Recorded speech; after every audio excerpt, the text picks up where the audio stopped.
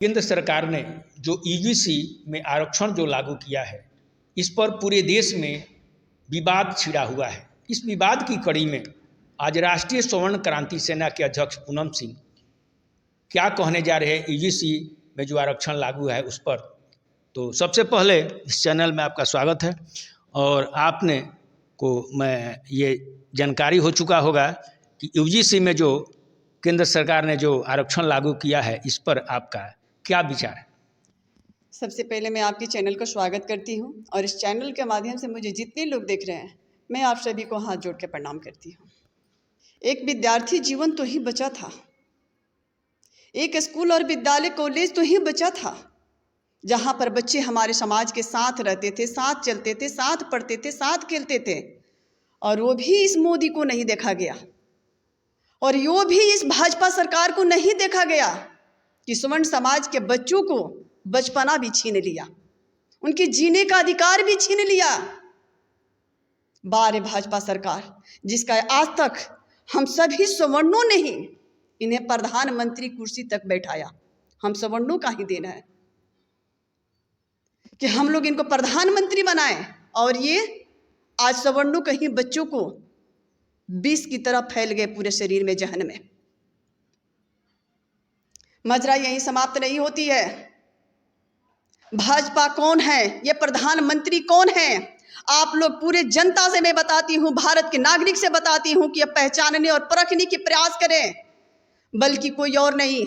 भाजपा एक अंग्रेज है, वही जिसके गुलामी हम लोग पहले खट चुके हैं, वही अंग्रेज है।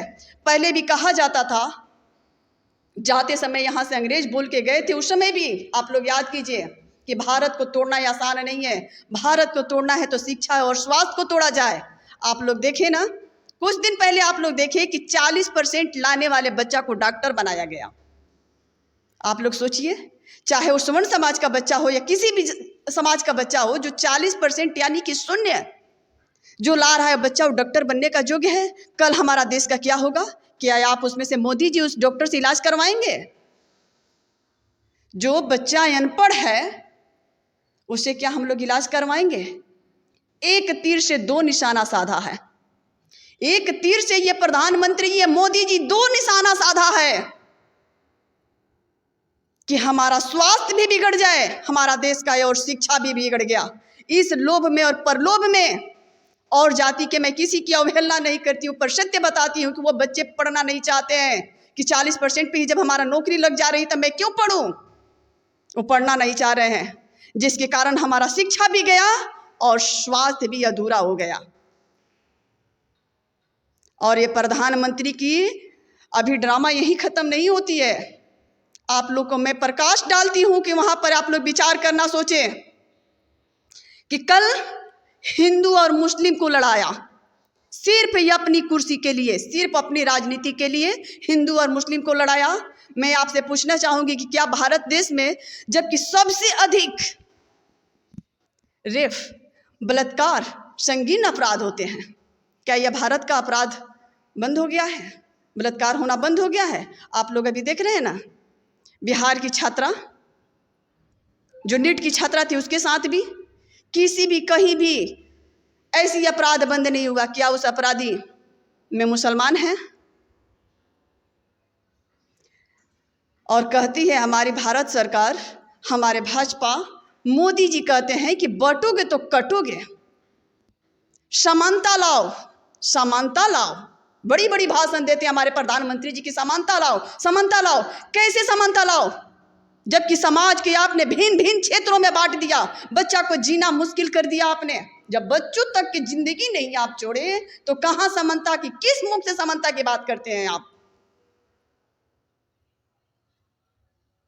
अब उनकी राजनीति शुरू हो गई है बैकवर्ड और फॉरवर्ड पर, कि बैकवर्ड को लड़ाओ, फॉरवर्ड को लड़ाओ। बैकवर्ड और फॉरवर्ड लड़ते रहें और हम अपनी राजनीति की रोटी सेकते रहें। उसके लिए आप लोग देखें कि कुछ दिन पहले नीट में 40% पे वाले बच्चों को शुरू कर दिया। उसके बाद अभी ये लोग अभी सोच ही रहे थे, तब तक ले फिर यूजीसी ला दिया। बारे भाजपा सरकार, अभी माजरा यही समाप्त नहीं होती है, मैं आपको वहाँ भी ले जाऊँगी कि अभी देख रहा है कि कुछ दिन तक चलेगी अभी बैकवर्ड और फॉरवर्ड, तब तक ले तीसरा एजेंडा जादव समाज पे गाड़ चुका है कि इसके बाद नंबर है बैकवर्ड और फॉरवर्ड के बाद नंबर है जादव समाज पर। आप लोग बिहार के विधानसभा चुनाव में आप लोग देखे होंगे कि 38 सीट पर शायद 1-2 सीट बची है आरजेडी का। क्या जादव समाज के लोग छोड़ के चले गए हैं विदेश? शायद कहीं से हारे थे आरजेडी वाले, लेकिन हर जगह से भाजपा सरकार ने उन्हें जबरदस्ती हराया है, मजबूर करके उनकी शोषण किया है। तो मैं पूरे समाज के लोग से ही कहती हूँ, मैं सिर्फ फॉरवर्ड से ही नहीं, पूरे अपने भारत से बताती हूँ, भारत के नागरिक से कहती हूँ कि भाइयों अपना भाईचारा बचाएं। ये राजनीतिक नहीं, ये मोदी जी राजनीतिक के चक्कर में हमारे समाज के भाईचारा छीन रहे हैं, सिर्फ अपना कुर्सी के लिए, सिर्फ अपना कुर्सी के लिए हमारी भाईचारा को छीन लिए। तो क्या बीजेपी सरकार स्वर्णों को बर्बाद करने में तुली है? एक नंबर में सिर्फ ये अपनी कुर्सी के लिए सवर्ण समाज को जिस तरह से समाज से मुस्लिमों को बाइकाट कर दिया, अब दूसरा नंबर पे फॉरवर्डों को बाइकाट करेगा, तीसरा नंबर उसको जादव समाज पर है। चौथा समाज भी आप लोग थोड़ा सा अगर प्रकाश डालेंगे, वहाँ पर सोचेंगे तो वहाँ पर भी कुर्मी जाति के लोग होंगे, क्योंकि इसका मतलब है फूट डालो शासन करो। अंग्रेज है मोदी, अंग्रेज है। मैं विशेष सब तो कहना नहीं चाहूँगी, लेकिन अगर थोड़ा सा भी तनिक भी सवर्ण समाज से ये बात कहने जाऊँगी कि अगर अपने औलाद के प्रति अगर तनिक भी माया है, अगर इंसानियत है, तो जागो, जागो सवर्ण समाज के लोग, जागो। अगर अब थोड़ा सा देर हुआ तो तुम्हारे आप सभी के बच्चे, हम सभी के बच्चे जंजीर में कस दिए जाएंगे, ना वो सांसें ले पाएंगे, अपने मौत के भीख मांगेंगे मरने के लिए। और उस दिन आप अफसोस करोगे कि हमसे कायर माता पिता कोई और नहीं था, हमने अपने बच्चों के लिए आवाज तक भी नहीं लगाया।